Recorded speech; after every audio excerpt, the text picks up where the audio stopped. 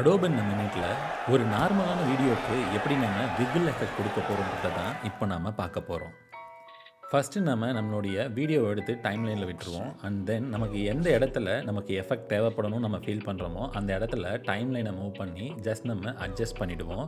இங்கே வீடியோவை கட் பண்ணுறதுக்கு மேக்காக இருந்தால் ஷிஃப்ட் கமாண்ட் டி, விண்டோஸாக இருந்தால் கண்ட்ரோல் ஷிஃப்ட் டி கொடுத்தோம்னா ஸ்ப்ளிட் ஆகிடும். அண்ட் தென் அவுட் பாயிண்ட்டை செட் பண்ணுறதுக்கு இண்டிகேட்டரை கொஞ்சம் தள்ளி வச்சுப்போம்.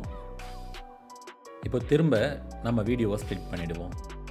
யூஸ்வலாக நம்ம ஸ்டாப் வாட்ச் கிளிக் பண்ணோம்னா நமக்கு ஒரு கீ ஃப்ரேம் உண்டாகும். ஆனால் ஆப்ஷன் பிடிச்சி நம்ம கிளிக் பண்ணும்போது நமக்கு எக்ஸ்ப்ரெஷன் டைலாக் பாக்ஸ் ஓப்பன் ஆகும்.